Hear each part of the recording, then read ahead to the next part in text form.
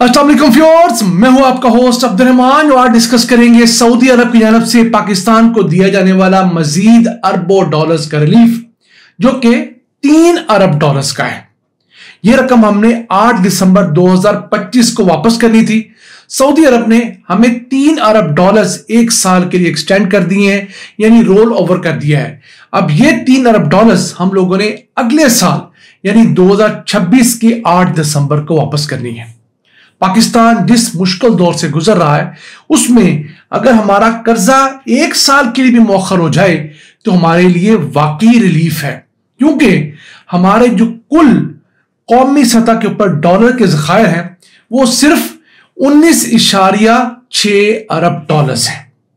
इनमें से 5 अरब डॉलर्स तो प्राइवेट लोगों के हैं, जबकि 14.6 अरब dollars state bank of Pakistan के पास पड़े हैं। अगर हमें उनमें से 3 अरब डॉलर्स लुटाने पड़ जाते तो हमारे इन रिजर्व्स में बड़ी गिरावट देती जाती और यह रकम सिर्फ 11.6 अरब डॉलर्स होती। उसके बाद मुल्क में फौरी तौर पर जो रुपया तगड़ा हो रहा है उसने कमजोर होना शुरू हो जाना था।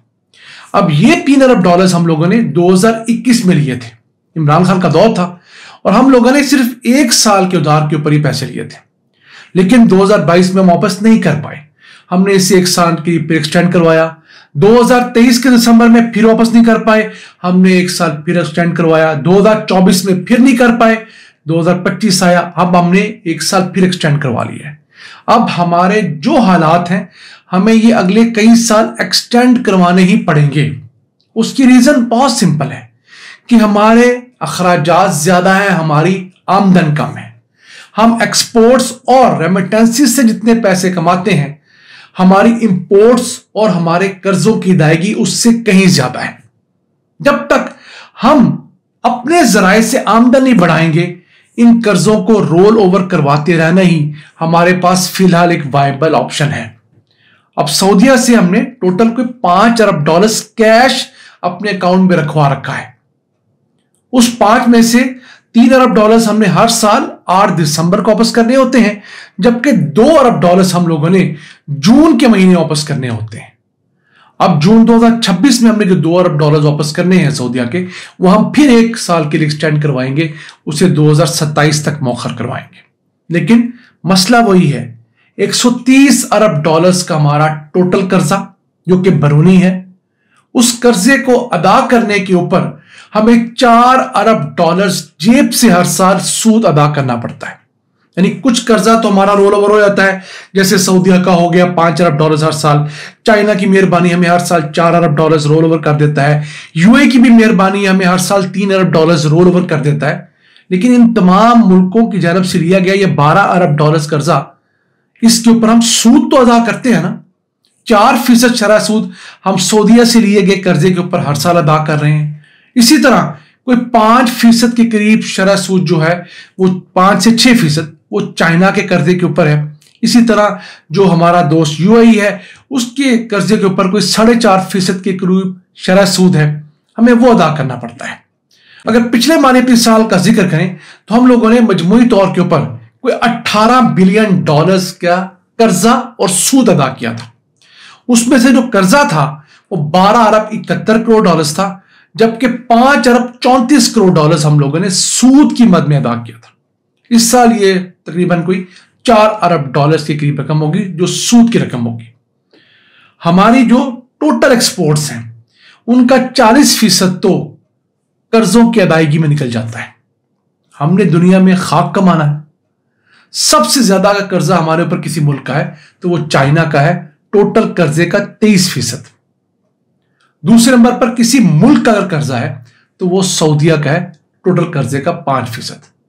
वैसे अगर कर्जों का जिक्र करें तो वर्ल्ड बैंक, IMF और इस जैसे दीगर इदारों को डालें तो वो कोई 49 से 50% हमारी तरफ पैसे निकालते हैं, जो हमने उनके देने भी हैं।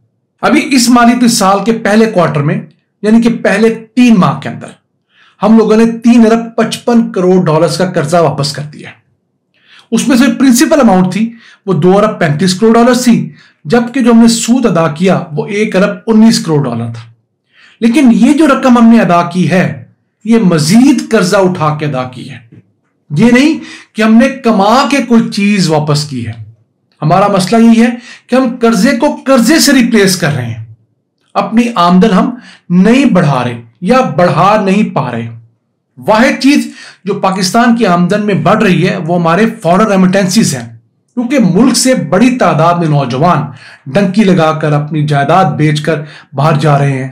کوئی 32 سے 35 لاکھ نوجوان گزشتہ 3 سے 4 سالوں میں ملک سے باہر جا چکے ہیں، کیونکہ ملک کے اندر جو بے روزگاری ہے وہ ریکارڈ سطح کے اوپر ہے، آپ تو جانتے ہی ہیں.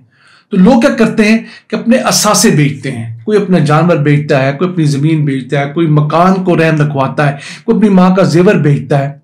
اس کے بعد لوگ ملک سے باہر جاتے ہیں اور اپنی قسمت آزماتے ہیں. کچھ کو نوکریاں مل جاتی ہیں، کچھ کو نوکریاں نہیں ملتی، واپس آ جاتے ہیں. لیکن ملک سے جانے والوں کا ڈیٹا تو مرتب ہوتا ہے، وہاں سے خالی ہاتھ آنے والوں کا ایز سچ کوئی ڈیٹا ریکارڈ پہ نہیں آتا. لیکن obviously جانے والوں کی تعداد زیادہ ہے، تو وہاں سے جا کے جب لوگ پیسے کماتے ہیں، انہوں نے اپنے بہن بھائیوں کو، اپنے والدین کو سروائیول کے لیے پیسے بھیجنے ہوتے ہیں، تو وہ چیز تو بڑھ رہی ہے. لیکن اگر ہمارے ریمیٹنسز کے ساتھ ساتھ ہمارے ایکسپورٹس بھی بڑھیں تو یقین کیجیے وہی ایک وائبل آپشن ہے جس کے ذریعے ہم اپنے یہ مسائل حل کر سکتے ہیں. ہم ایک ویڈیو میں بتا چکے ہیں کہ پچھلے 20 سالوں کی تقریباً رداد جو ہے اس کے مطابق ہم لوگوں نے جتنے پیسے ریمیٹنسز میں بڑھائے ہیں اتنے ہی اگر ہم ڈالرز ٹرم میں ایکسپورٹس بڑھا لیتے تو اس وقت پاکستانی ایکسپورٹس 120 بلین ڈالرز ہوتی. ہم لوگ ریمیٹنسز کو 6 ارب ڈالر سے 38 ارب ڈالر تک لے گئے ہیں. لیکن اس ٹینیور میں ہماری ایکسپورٹ صرف 20 ارب ڈالر سے 32 ارب ڈالر تک ہوئی ہیں. ہم اس پہ ڈیٹیل ویڈیو بنا چکے ہیں، سکرین پر آپ اس کا تھمبنیل دیکھ رہے ہوں گے. اگر اس لنک پہ جائیں گے تو آپ کو ویڈیو ملے گی جس میں ہم پورا کمپیریزن ڈسکس کر چکے ہیں کہ ہم لوگ ایکسپورٹس کی میدان میں پیچھے رہے ہیں، اور ایکسپورٹس ہی وہ واحد راستہ ہے جو پاکستان کی اکانومی کو اپنے قدموں پہ کھڑا رکھ سکتا ہے، جو کروڑوں لوگ جو اس وقت بے روزگار ہیں یا انتہائی کم سطح کے اوپر آمدن کما رہے ہیں ان کو جابس دے سکتا ہے، جس سے ٹیکس نیٹ ہمارا بڑھے گا، جس سے امپورٹس ہماری کم ہوگی، ہماری انڈسٹری چلے گی، تو لوگوں کو روزگار ملے گا اور روزگار میں ایک ملٹی پلائنگ ایفیکٹ ہوگا. جتنے لوگ زیادہ روزگار پہ آئیں گے وہ لوگ زیادہ پیسے خرچ کریں گے، ان کی ضروریات پیدا کرنے کے لیے مزید کئی فیکٹریاں چلیں گی، اور پھر ان فیکٹریوں میں کام کرنے والوں کی ضروریات پوری کرنے کے لیے مزید کارخانے چلیں گے. یہ ایک ایسا چین ریئیکشن ہے جو الٹیمیٹلی ملک کی جی ڈی پی، ملک کی معیشت کو بڑھاتا ہے، ملک کی معیشت تگڑی ہوتی ہے. ریمیٹنسز سے صرف یہاں پہ رہنے والے اوورسیز پاکستانیوں کے گھر والوں کے اخراجات پورے ہوتے ہیں، یا چھوٹی موٹی انویسٹمنٹ وہ کو پلاٹ لے کر اس طرح کی کوئی کر دیتے ہیں جس سے ملکی معیشت میں دیر پا کوئی خاص اچھے ثمرات مرتب نہیں ہوتے. ہمارا وہ ٹائم اچھا ضرور گزر جاتا ہے لیکن ہم لانگ ٹرم میں کوئی اچھا گین پاسبل نہیں کر پاتے. آج کا ایپیسوڈ ہمیں امید آپ کو پسند آیا ہوگا. اپنی سجیشن، اپنی آراء سے ہمیں آگاہ رکھا کریں. اپنے میزبان عبد الرحمان کو اجازت دیجیے. اللہ نے کے بعد.